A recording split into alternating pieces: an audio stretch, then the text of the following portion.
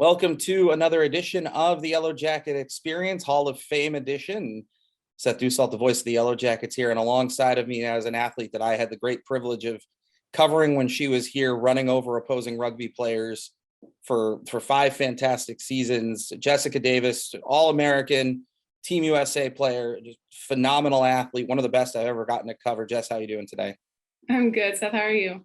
Fantastic. It's great to get to see you again. I was really thrilled when I saw your name on our list of people going into the Hall of Fame. So let's start all the way back at the beginning, even before your time at AIC. How did you first get into playing rugby? Because it's not, or at least it wasn't a huge sport in the United States at the time.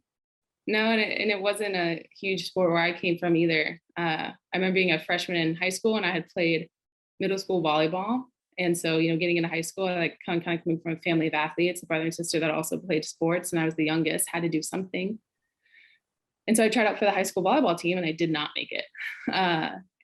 So I was just like, man, what do I do now? You feel like a failure. You're like, oh, well, that's what I thought I was going to do. Especially like being a freshman, you see, kind of think about what your 4 years there is going to be. And that's like the thing, right? It's the most important thing in your life at that moment is your like high school experience. So I remember literally, I don't know, I might be dating myself, but you remember the show Made on MTV? Yeah. Yes. Like, I want to be a blank, right? Oh my God. Yes, I do. Holy cow. You're dating both of us here, but yes. I remember like in middle school seeing Made, I want to be a rugby player.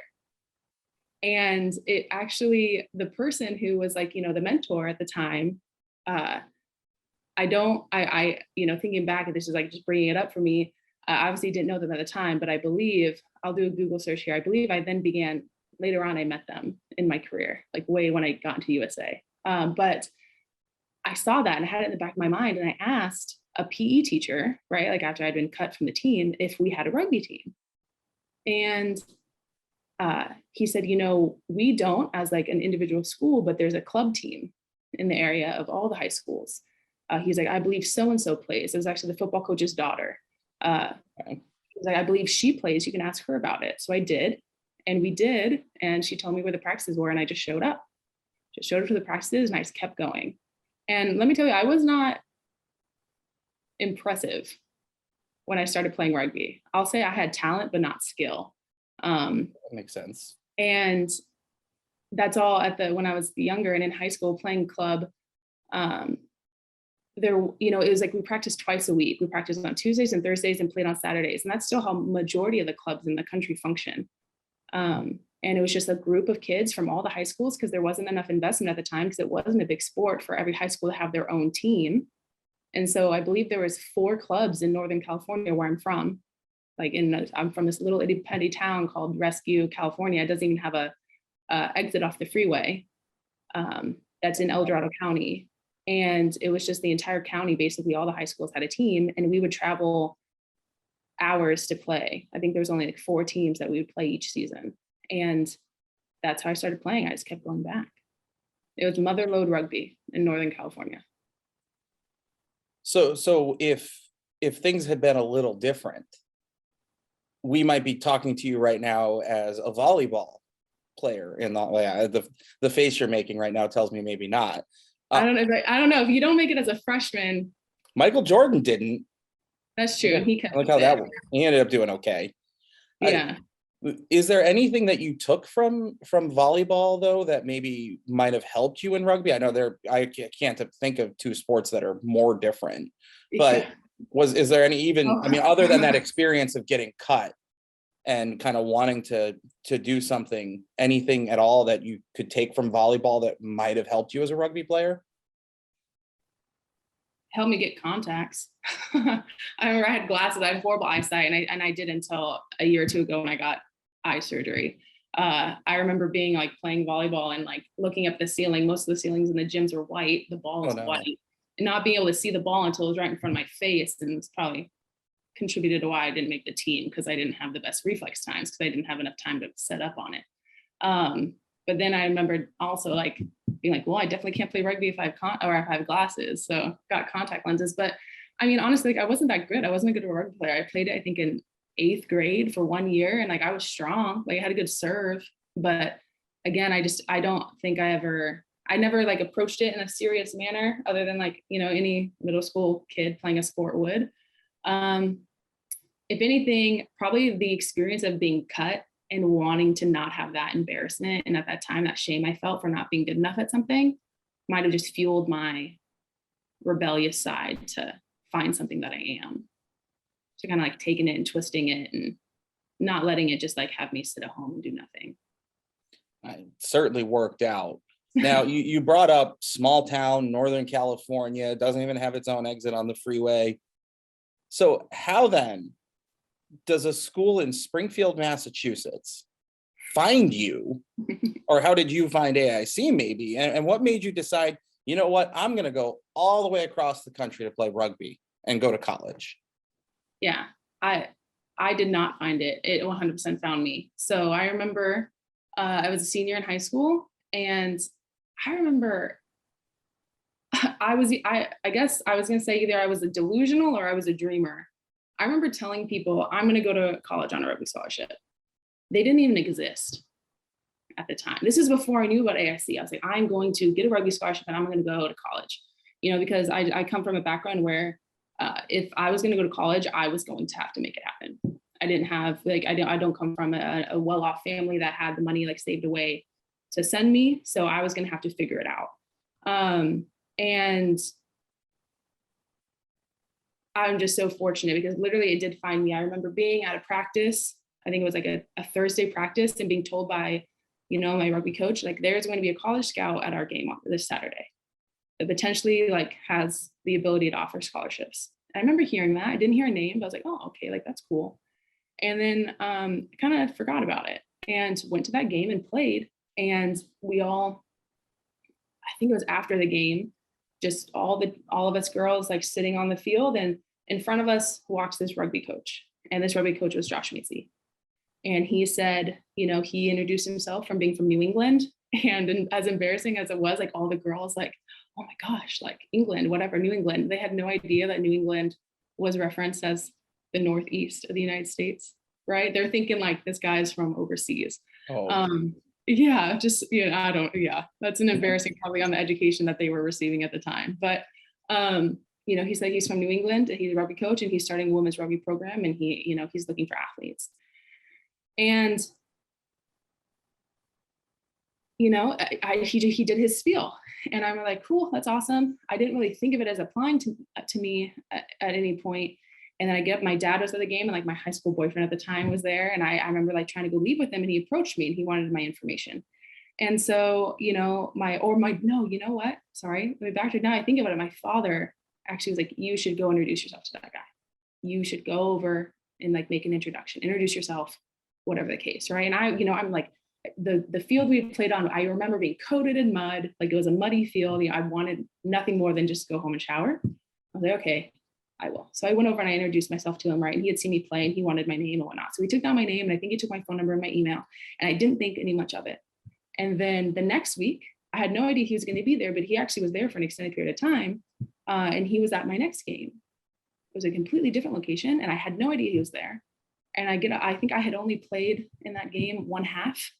And I remember, it's funny what we remember, right? Like these memories that we internalize. I remember playing one half in that game, and it was against a team that we kind of knew we were going to beat.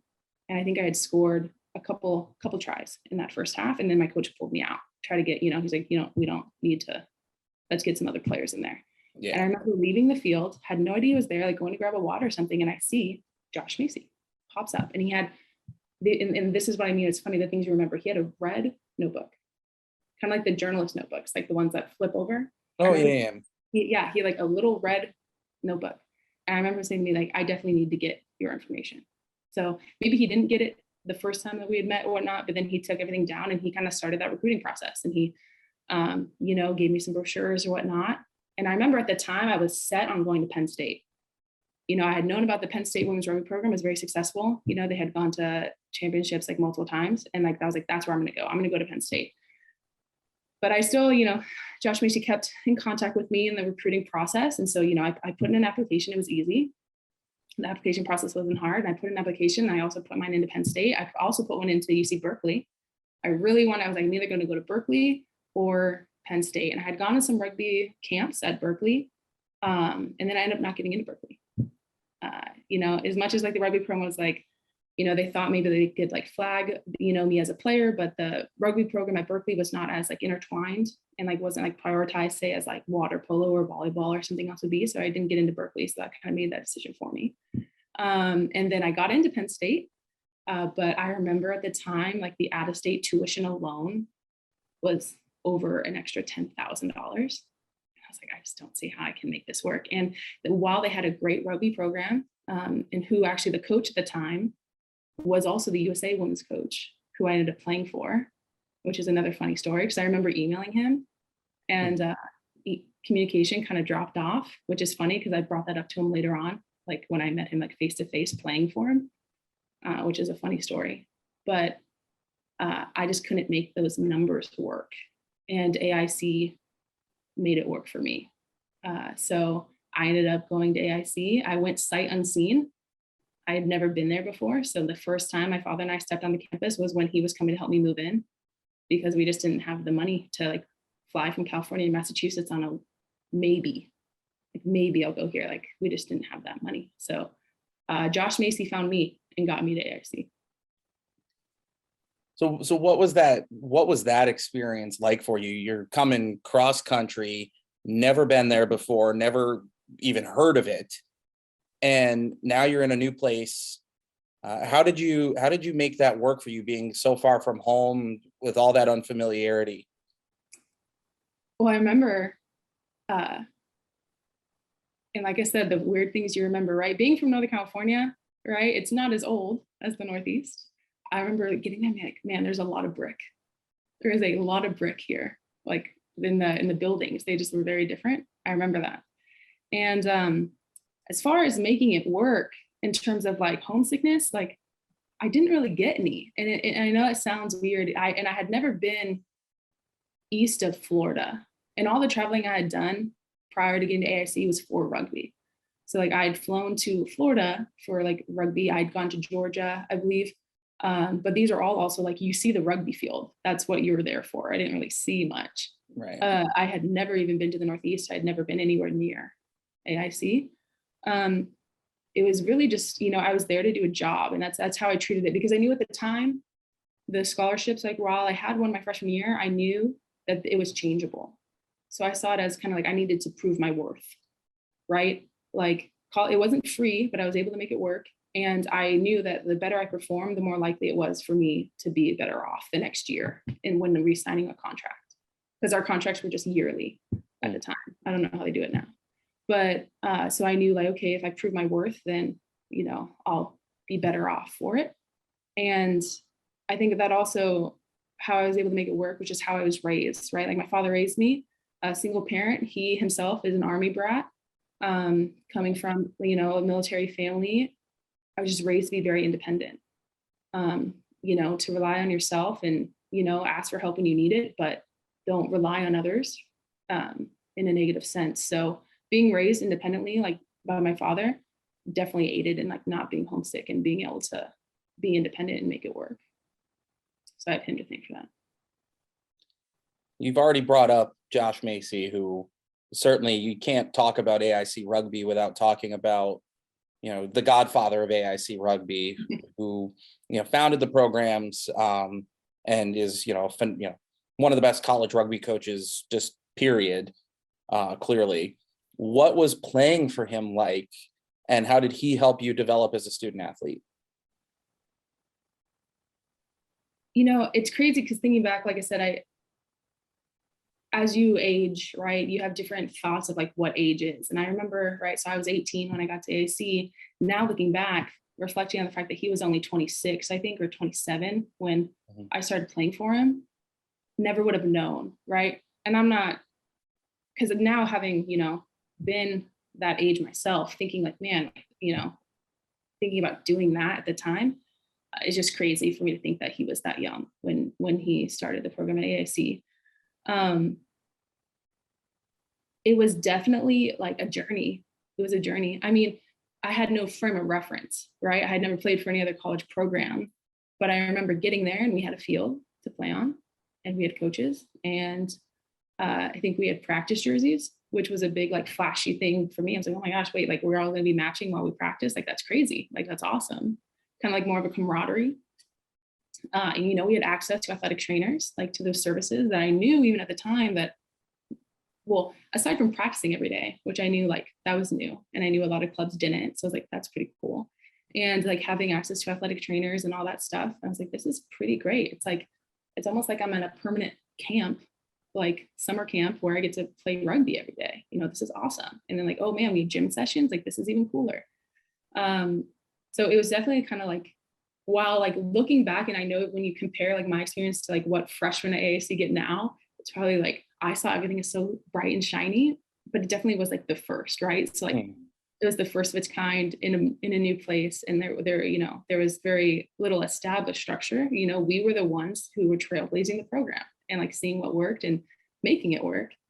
But everything to me was just so bright and new and awesome, and I loved being able to continue to do what I loved and do it from a more serious and like structured standpoint.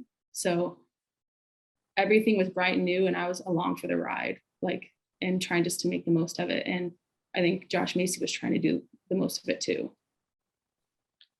You talk about the shiny and the new, and obviously with a new team, there's going to be some struggles, but the team was very successful pretty much from the word go. Was there a certain point where you were like, wow, even though this is a young program, like we're really good? Like, was there a moment where it clicked for you, like, oh my God?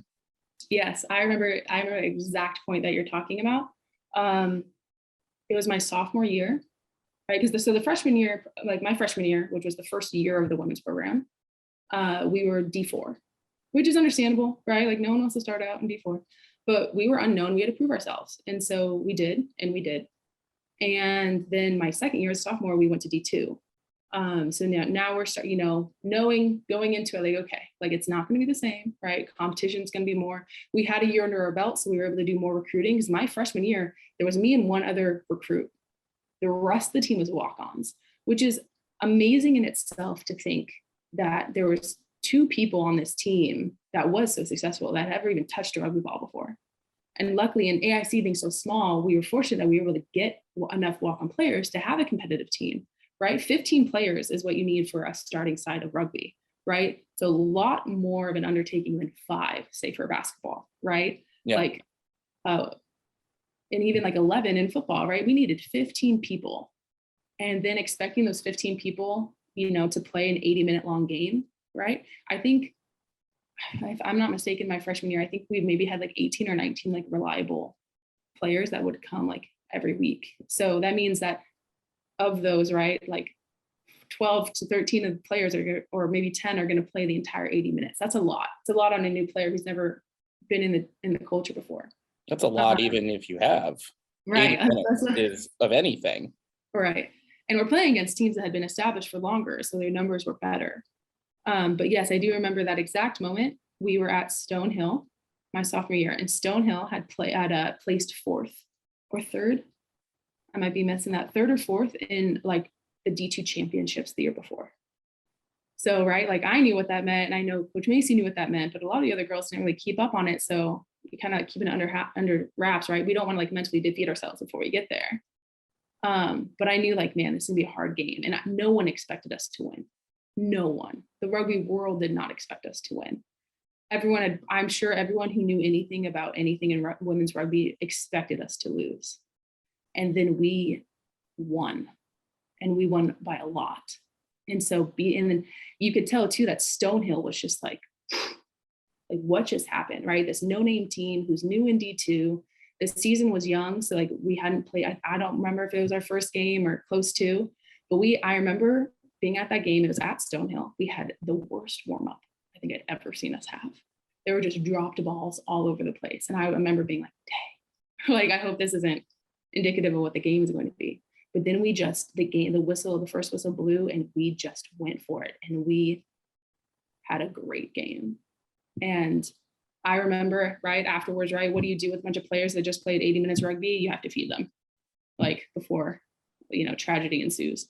I remember we had found, I think we took vans to that game, and like Coach Macey like found like a pizza place, and like we went to a pizza place. And I remember being outside that pizza place, and everyone else was inside, like, you know, sitting down, started eating. And I remember looking at him and being like, what now? Like, what just happened? And like, he was like, I remember him like looking back and he was like, yeah. And we both knew that that was like a moment for the program at the time that like people are going to talk now. Like we just, as a no-name team, just beat the team that placed third or fourth in the country the year before. Like that was a very significant moment. And I remember that moment as like, oh my gosh, like we have something great here.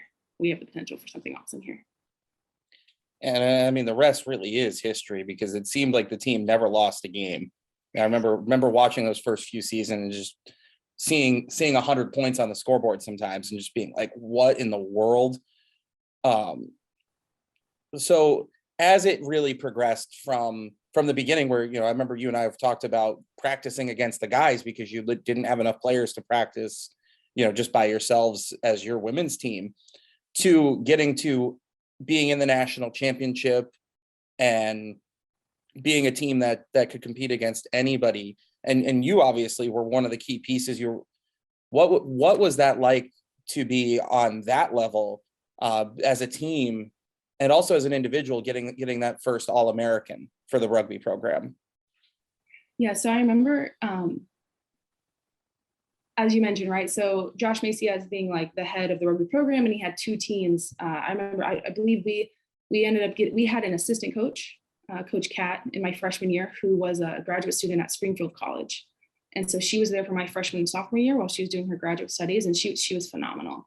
I remember running into her when I started playing in Boston, like after I'd graduated, and it was just like, I think I cried when I saw her. It was just such a great, you know, reunion, and like sight unseen. Like she was phenomenal as a coach and as an assistant coach and a person. Still, and you know, I have nothing but the fondest memories of her. But you're right. Yeah, sometimes, you know, her being a human, if she wasn't available for, which was rare, to be at a practice, there were many practices where we practiced with the men. And I think that did nothing but help us because, right, of course, there's going to be that mental hurdle of, oh my gosh, I'm practicing against men. And like to get over that provides that mental strength. And the ball speed in men's rugby, right, sometimes is faster depending on the level at which you're playing. And so I think that just made us better as a women playing rugby, and just made us more like mentally tough. And also like as a program, I have, even in all the ones I've seen, I've never seen a program that had as much a camaraderie as AIC Rugby did at that time. You know, we were one program, two teams, and that's how it was. And I couldn't be more thankful for it. I've never seen a program, and then within rugby as a culture and a sport is already very inclusive and supportive of each other, because it is the only contact sport where the field is the same size, the number of players is the same, the ball size is the same, and the laws are the same. Right? It's not like basketball where there's a smaller ball, or lacrosse where there's a smaller field. All of the things are the same, right? So the exact job that I'm doing as the number 8 for AIC women was the same job as the men's number 8 was doing. And so like, that also was another sense of camaraderie within the program. So I think that just made us better. When my freshman year, I only got 3 games in before I tore my MCL. So my freshman year at AIC was not really my breakout year. But again, AIC being the small community that it was, I couldn't be more thankful for that injury, because when I got that injury, right, I was out. I was in a huge leg brace. MCLs have to heal naturally. You know, you don't do surgery for them. So I was just waiting. But Coach Macey, right, there was a graduate student at AIC who was a former, you remember Merrick Presblick? Yeah, the football player, the kicker. Yep, and he was a soccer player, went football player, and he was a kicker. And he unfortunately had his own knee injury that, if not, he might have been like into the NFL. Like he was a phenomenal athlete. I remember him kicking a 51-yard field goal into the wind to beat Southern Connecticut. He could have made the NFL if he hadn't blown his knee out. Absolutely, and he was running the gym at AIC. And I remember I had gotten a job at the AIC gym my spring semester of my freshman year. But even before that, Coach Macey asked Merrick to like train me, you know, like he's like, yeah, lower body is out of the picture for the moment, but, not wanting me to just decay away or be stagnant, I started training with Merrick, and Merrick 100% through his weightlifting, like education, and then also like nutrition and whatnot, that started my turnaround to be the rugby player that I was. Because my freshman year, I wasn't the healthiest. And like I said, I had talent, but I didn't have a lot of skill at that moment, even playing for AIC. And because there were some, health and just like fitness things getting in my way. And I actually had gone to a USA under 20 tryout my freshman year, and I didn't make it. I didn't make the team. And this is while I was playing AIC. And then I got healthy and I got trained and I got educated in how to be an athlete and more of an elite level athlete through the help of, Merrick. And that is when, coming back my sophomore year to AIC, I think I'd come from January of like my freshman year to the fall of my sophomore year, I had lost 45 pounds. Oh, wow. I'd lost 45 pounds and was strong. I remember coming back and people didn't recognize me. They thought it was like, who's this new like redhead tall rugby player? Oh man, that's Jess. Like it was a shock. And that is what catapulted my career. I remember Josh Macey saying to me when he saw me come back, he was like, like in the way that you played rugby, last year, you were able to start a lot of things, right? I was able to start the line break. I was able to start the momentum. He's like, but now I think you're going to be a finisher, right? You're going to be able to finish what you start. And he was right. And I did. That's when I kind of started to break away. And that's when I made AllAmerican. And that's when that was my breakout season. And then it was that next year that I got invited back for U20s, and I made U20s, and then I played in an event for them. 2 weeks later, there was a collegiate AllAmerican camp. I got invited back. So I remember being in California, having to fly to Colorado to play for the U20s, and then going home, and then getting called up by the collegiate AllAmericans, being like, we have a tournament in 2 weeks in Colorado, we want you there. So then I was back to Colorado 2 weeks later, and I played in the collegiate AllAmerican event. And then 2 weeks after that, I got invited into the women's senior pool, which meant like I was at that point, I believe 19 years old. And I was now in like the USA women's pool for the senior team. And that's when my career there started. So I remember going, like, it was like 5-month period of time or so, like one summer, going from being no one to now being in the women's senior pool. And that had to do to the education that I got, the support I got, and like the breakout season I had in my sophomore year at AIC. Now, what you've just described is basically what every little kid who plays any sport dreams of, the chance, pardon me, the chance to put on your country's uniform and play the sport that you love. Having gotten that, what was that like, getting that call? Actually like the first time you pulled on a USA Rugby jersey, what was that like for you? So I remember my first event, or the camp that was deciding, it was after my sophomore year. So I believe it was 2012. It was a selection camp for the fall, which was going to be the USA women's team going to Italy and France to play Italy and France in like a tournament. And this was a big deal because the 2014 World Cup was going to be in France. So it was the last time that we were going to travel to where the World Cup team would be. And I remember was like number 31 of 30 coming out of that camp. So that I didn't make the initial roster. And then someone else like couldn't go, and I got called up, right? I mean, I was 19 years old. The age gap between me and the next person in my position was 10 years. So like the women ahead of me had 10 years more of experience playing the game. So as devastating as it was, right? Because you're a kid and you have these dreams. I was devastated not to make the traveling team at first, but I ended up getting the opportunity and called up to that tournament. And I remember when I got that call, I was in AIC and I was in my dorm room.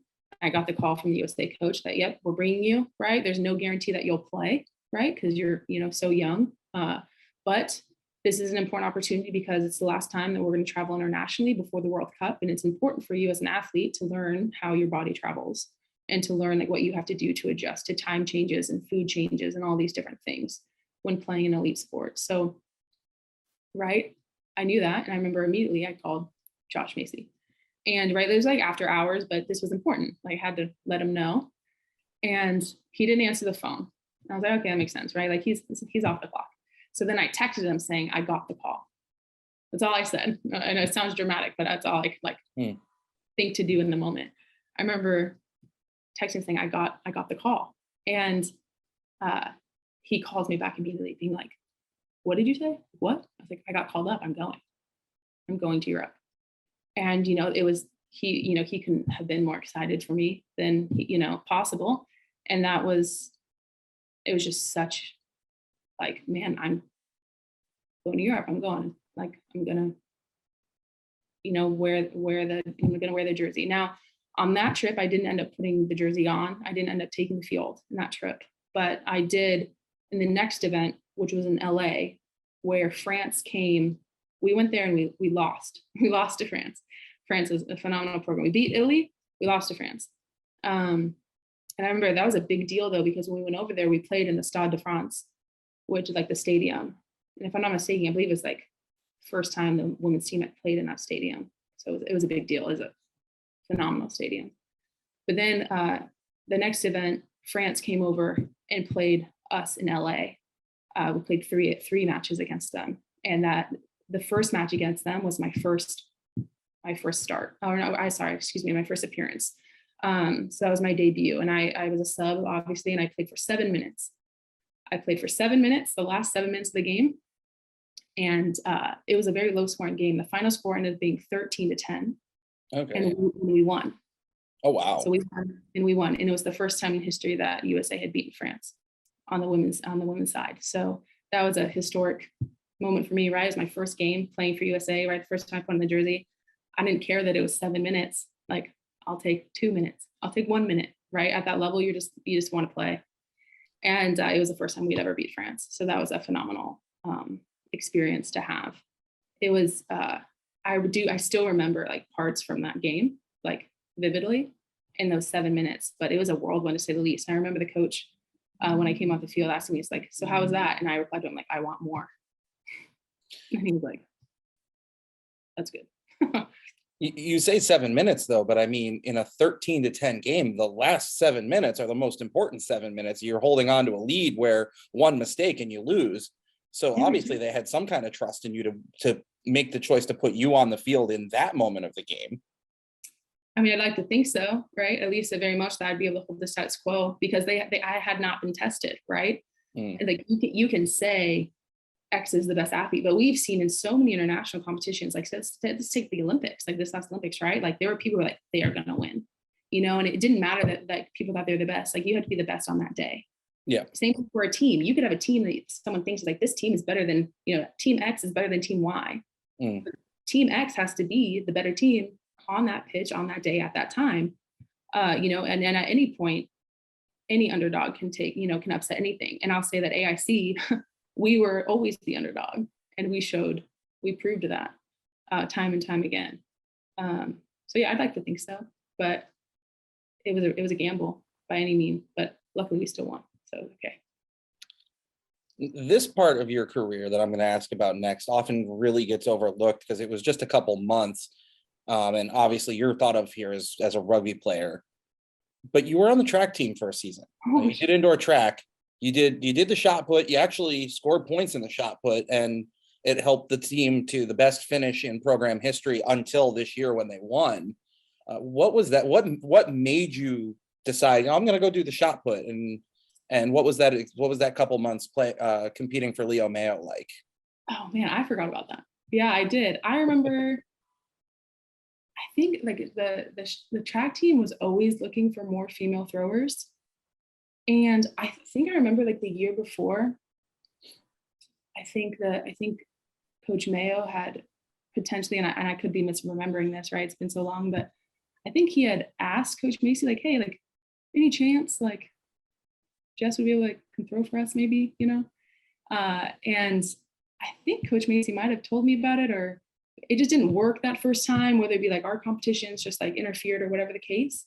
But I remember the next year being like, thinking to myself, right, like I had to put myself through school. And I thought to myself, anything I can do to lessen the load on myself, right? Like I became an RA, right, which got me the free housing. And I did that not because I wanted to stay on duty, like on, weekend nights and stay up till 2 a.m., but because I had to, right? Like I was trying to earn my way because I had to. And anything I could have done to make that easier on myself and my future, I was going to try to do. And I remember thinking like, maybe I can help myself with track. So I remember that first season, right? Like I wasn't on scholarship. I was just trying it out and I went into it and it was known, and Coach Mayo was nothing but accommodating. And I told him that, I'll do what I can, but if there's a rugby, because it was kind of like our off season, it was like winter. So it was like our off season. Yeah. We did have some indoor like basketball practices, right? But the fields are covered in snow. Like we weren't out doing our normal thing. It was our off season, sort of. I remember telling him like, I'll do what I can, but if there is a rugby practice that pops up, right, like that's going to take priority. And he was like, of course, like absolutely, no problem. And so he did nothing but accommodate that. And I was like, oh, let me try this out. And so I did it, right? And I did the indoor, like you said, the indoor season, because the outdoor season kind of ran into our spring season. So like that wasn't really going to be feasible. I tried it out. Yeah. And you're right. I did score points, not that many. I mean, I don't know. It was my only season doing it. I remember I placed 7th in the conference that year, which I don't know if that's good or not. Who knows? 2 points, but, which is 2 more than they would have had otherwise. Yeah. Okay, I'll take your word for it. But I remember thinking like, oh man, this is a good opportunity because track, well, it is a team. You are an individual, right? Playing or running or shooting, like throwing, whatever the case. Your success is wholly on you, right? Like you don't have to rely on anyone else to catch a ball or pass you the ball or to make the right decision in the moment, right? It is a kind of you can take a minute. It's especially throwing, right? Like it is all on you. Are you going to do the technique correctly? Are you going to do X, Y, or Z? So I was like, I kind of like took the opportunity, like, I wonder what. I'd never played in an individual sport like that before. So I was like, like, let me see if I like it. Let me see if I like being like kind of like an individual athlete, a part of a bigger team where yes, I'm contributing, but not in the same way. And I remember I didn't like it. I didn't like it. It felt, and to me, right, and maybe this is because I came from only ever having been in team sports, kind of isolating, it didn't, I didn't like it like I thought I would. And then, like I said, the outdoor season ran into rugby. But yeah, so I did do it, and I committed to the season, and I finished the season, but it didn't spark anything in me that would make me want to do it. Say like trying to earn a scholarship or to do it past that point. It was a good experience, and I'm glad I helped the team, and glad I didn't just waste space while I was there. But it didn't turn out to be, I guess, what spoke to me as an athlete. That sort of makes sense with rugby kind of being one of the ultimate team sports, and like you said, with track being a team, but at the same time by yourself. Other unusual things for you, and in a career of firsts and of doing it differently, and what did I forget? No, your academics. I don't know that I've ever met anybody else who double majored in political science and chemistry. So did you go into that choice to double major with those two areas with something specific in mind, or was this I'm going to try everything and see what sticks, and you just liked them both and said to heck with it, I'm just going to go through with it? Or how do you end up double majoring in poli-sci and chemistry? Again, two things that seem like they don't go together. Yeah, everyone says that. Everyone, like anyone who's ever heard of that is like, that's weird. And I get it, right? Because normally you have like your hard science people and your soft science people, and like you can get into, I don't even know if it's into that left side or right side of the brain whole debate. But you're right, it's not normally like intermixed, right? You normally have your poli-sci or sociology, psychology type, and then like your hard science, lab sciences. I always knew chemistry. I liked it. I did it in high school. It was interesting to me. I just took to it. So I was like, I'm gonna go do that. But I always kind of liked the legal side of it, right? Like maybe I was just an argumentative child, but I had adults in my life being like, you should be a lawyer. And I was like, maybe because I like to argue, I don't know what the case should be. But I just remember being in AIC, and I think it was my freshman year, where I remember thinking to myself, while I'm here, I'm going to make the most of it. So if I can get 2 for 1, I'm going to do it. right? Like I'm earning my way. Like I wanted to have the most coming out of AIC that I possibly could have had. I didn't want to look back and be like, oh, I could have done more. And I thought to myself, like, it never made sense to me, and it still doesn't to this day, why I would waste time with just a bunch of electives that would never amount to anything. Because I didn't really take that many extra classes. I just didn't take the foo-foo classes, in my opinion, like the ones that didn't matter. Like I remember I had friends who were in wine tasting, as cool as that would have been. Like, I spent it doing a constitutional law class. But I just took those electives and I put them all into like another major, just trying to have something more of it, right? And at the time I was like, I want 2 pieces of paper leaving AIC, not 1. And I couldn't think of at the time if I wanted to do criminal justice or poli-sci. I wasn't sure which one, spoke to me more. So I think it was my freshman year, I took intro to poli-sci and I took intro to criminal justice. And the poli-sci one just intrigued me so much more. It was so much more, like thought-based and, school of thoughts and theory. And it spoke to that part of my brain more. And I think Julie Walsh had a huge impact on me on that. Being the chair of the department, I had so many classes under her, and she taught through the Socratic method. And I remember getting up into like my junior and senior, more like specialized poli-sci courses, where the only ones in those classes were people who were majoring in those fields. It was like eight of us. There's a class of 8 on 1, right? You couldn't go unseen. Everyone had to participate. And mostly it being discussions. And I enjoyed her classes thoroughly. So yeah, I just thought to myself, I'm going to get the most for what I can while I'm here. And that helps me a lot in my future in terms of all the papers we had to write. I didn't know it until I had graduated AIC and I was in graduate school, and I had a friend in the same program as me who was only a hard science major. She in like master's classes are mostly papers, and she had a lot harder time with the papers. And I remember us having a conversation about it, and she said to me, she's like, I think it's because you doubled in poli-sci, like it's just easier for you to write. And it's very true. So that ended up helping me in, not only like the analytical sense with my chemistry degree, but that also just that being able to write and articulate thought in the sense of like long papers from the poli-sci degree that ended up doing me very well in my future. You brought up somebody who, as a history major here at AIC, when I was here, is very special to me because I had a ton of classes with Julie Walsh, who was one of my favorite professors, somebody I still talk to whenever I get the opportunity. Was there anything specific about her that really influenced you, and even might have helped you in your other major, besides obviously just the experience of having to write papers? I always appreciate her as an educator because she was very upfront, right? We did what was important and we covered the topics, and she was never out to trick you, right? Like she was very upfront with what the goal was, but also was very free in the way that our classes were. She never tried to input any thoughts on us. Like, I think the utmost, I guess, sign of legitimacy maybe in someone and a professor in that field is that you have no idea what their opinion is, because that's not the point, right? The point is to inspire thought and inquire and to pull those threads on all the different schools of thought and like, let's discuss them. And she was always so good. She never, there was times, of course, in any class, right, where a professor asks a question and expects someone to participate and it's silence.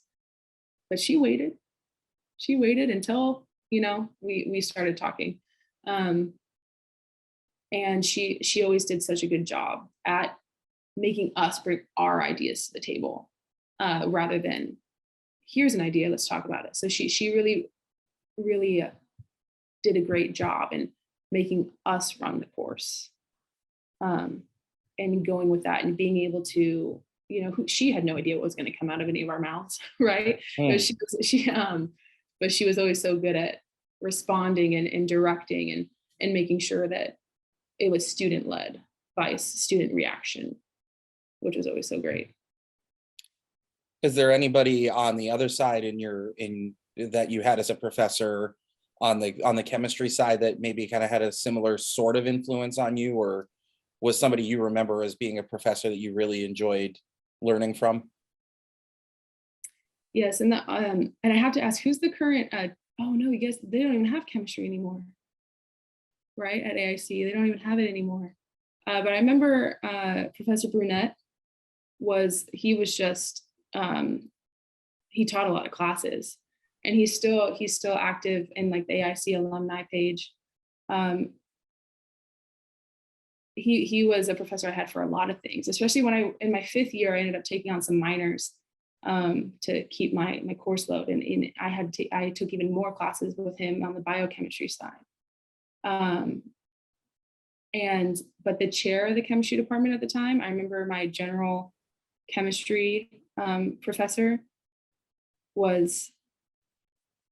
and she ended up becoming my advisor for like my chemistry major. And then she ended up taking over the chair position, and she was like the dean of the School of Chemistry. And do you remember Suzanne? Professor Swanker, Yeah. I was the other oddball, a history major who took 3 semesters of chemistry. So yes, I definitely, I had 3 courses with her. So I totally remember Professor Swanker, who is still Dean Swanker now. So well, she was dean at the time, and that's why. But I knew that AIC got rid of the chemistry program, so I wasn't sure if she was still there. Yeah, she's the Dean of Arts, Education, and Sciences. So she's got like the whole. Phenomenal. Yeah. So Dean Swanker was a huge influence on my time at AIC, and I remember. So she was my my intro to chemistry, like freshman year professor. And then it was very quickly after that, she was supposed to, I think, be my next chemistry professor in whatever class I think I was going to take next. But she ended up, or analytical chemistry. She was an analytical chemist. Yeah. But she ended up taking the dean position, which was very, very quick. And I don't remember the circumstances. It definitely wasn't my business at the time, but it was very abrupt. And I remember her having to step out of the professor role. And as much as I knew, we needed her to be the role that she was going into, I wanted to have, at the time, Professor Swanker as my teacher. And I was more interested in analytical chemistry at the time. And while she stepped out of the professor role, she made it a point, I was the only student that she kept as a mentee in terms of my thesis for chemistry. So because as an honors student, I had to do an honors thesis. So I was developing my thesis to move forward in my research at AIC, and she was generous enough to keep me as a student. So it got harder to go schedule to see her when I needed, advising in my research. But even though she was so busy in what she did, Dean Swanker always made the time. I would schedule time to see her, and we would go over my research. So she definitely, on the hard science side, was someone who I'd wish, like I said, being just selfish, I wish I had had more classes with her. And that's just a completely selfish side of me. But she was pinnacle in my hard science education at AIC, Dean Swanker. Yeah, I mean, like I said, even as a history major, I wish I could have taken even more courses with her than I did. So phenomenal people. This is a trip down memory lane for us both, really. Yeah. So let's get to the end of your time at AIC. You end up winning the FJ Maloney Award your final year as the best female athlete over an athletic career. You actually shared it with Jenna Massionis, who's the all-time field hockey leading scorer. So, and then Kevin Arduino on the men's side for football. 3 athletes who really are the face, still even to this day, kind of the faces of their programs over the last decade. What did it mean to you to be honored like that and kind of have the recognition of the culmination of your career that you meant that much to that program? It's really humbling, right? Looking back, you as a student athlete, right? We don't work to win awards. That's not the goal, right? Like my years at AIC were not with the hope of winning the Maloney Award.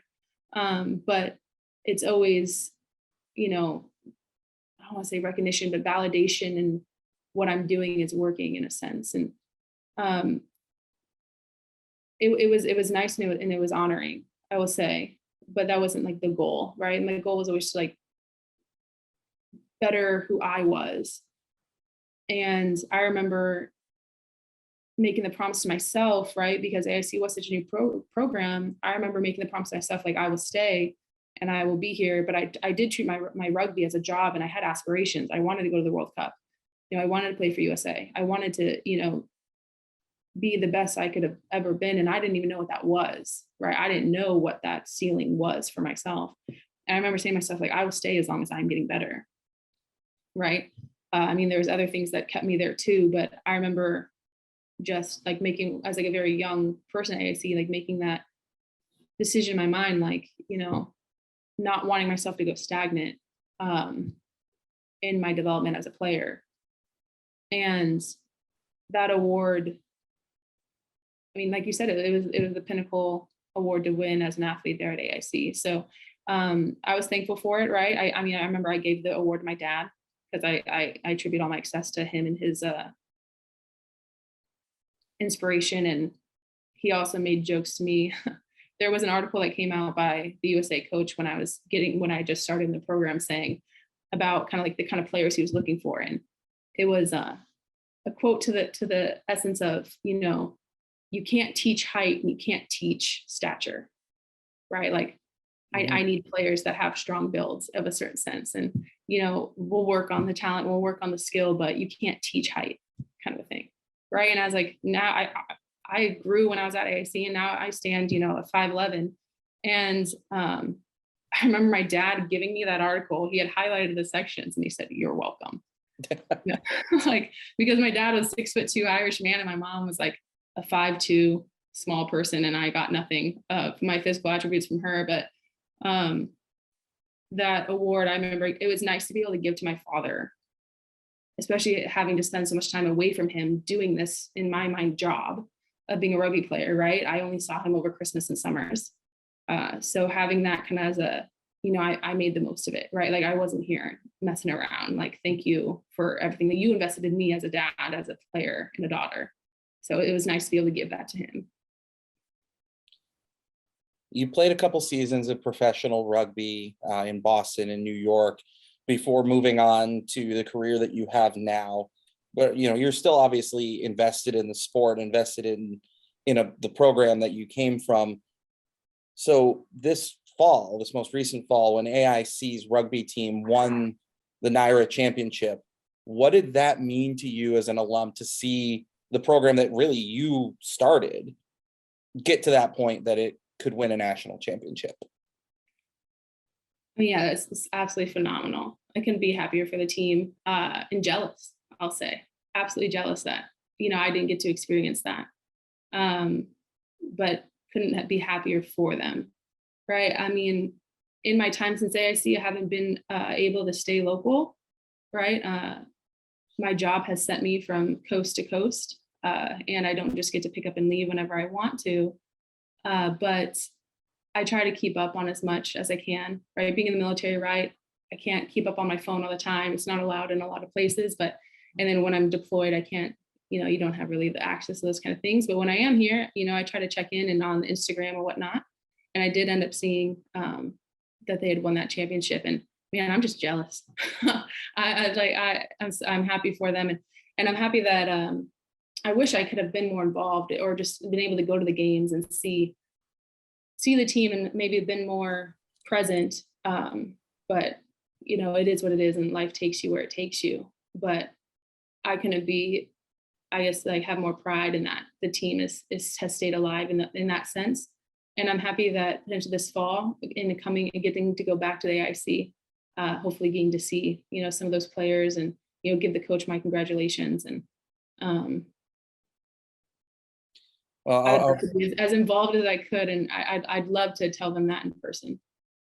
I know that they would love to have you. And I will tell you this, and it's very fitting that her first name is also Jessica, because Jessica Berggren reminds me so much of you, that way she plays. And she was the MVP of the championship game. Just an incredible, you're going to take one look at her and you're going to go, yup, that's me.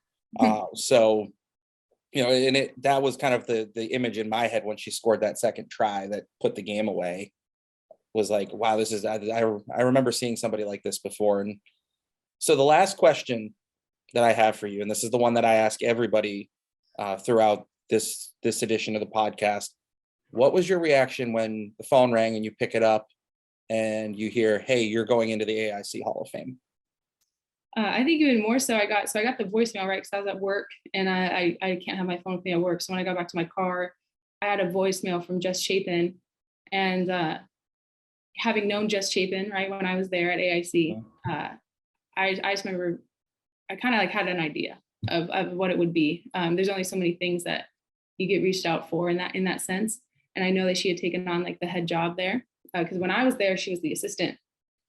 And now being the head job, I remember when I first got her on the phone, I just congratulated her, and I was so happy that AIC kept her on, and obviously saw her potential in making her the lead position, because turnover is something that can often provide like stagnancy to anywhere, whether it be a job, a team, or anything. So I was happy that she was there. And after I guess she got down to business. I was like with the chit chat. She got down to business and let me know that about my nomination and being chosen for the Hall of Fame. And it's just, I'm happy that AIC Rugby is getting recognized as a whole, right? That it is. I don't take it lightly as the first rugby player to be into the Hall of Fame, and all I hope, and then also on top of that being a female, and I think it only goes with continuing to blaze the path for those who are going to come up next, because there will be more. And I'm happy to open that door. And I want those young, female players to see that what is possible. And I want them to know that there is something that they can help the ones behind them. So I hope that, those who are on the team now, or who will come up to AIC, know like, hey, we're getting the recognition, right? Like, women's sport don't get everything that they deserve in this country, and that's not lost on us, especially those who are older, right? Like I had my experiences with it, and I know the ones before me have it even worse, and they're still feeling it now.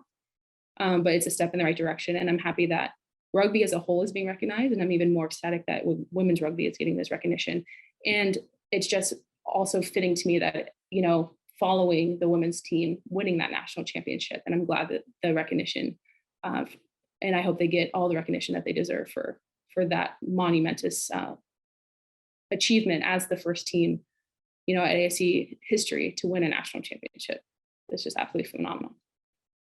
Yeah, like I said earlier, an experience that I'll never forget, being able to even be there and witness that moment. As an AIC alum myself, it's so special. And Jess, again, congratulations on the feather in the cap that you so much deserve. You were one of the best to ever do it, and you're getting recognized for it. And what you've contributed to AIC, to the rugby program, is it can't be measured. So I guess the plaque in the Hall of Fame will have to do the job. Thanks for taking the time to chat. It was incredible to talk to you again. Absolutely, thank you. Keep your eyes peeled this summer for more episodes of the Yellow Jacket Experience as we talk to more of our AIC Hall of Famers that are being inducted this October.